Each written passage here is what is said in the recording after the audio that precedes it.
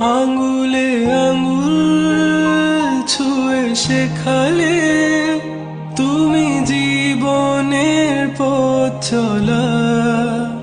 নিজে না খেয়ে তুমি খাওয়ালে, শেখালে কথা বলা। বাবা তুমি আমার যত খুশির কারণ, বলো তোমার মতো করবে কে শাসন।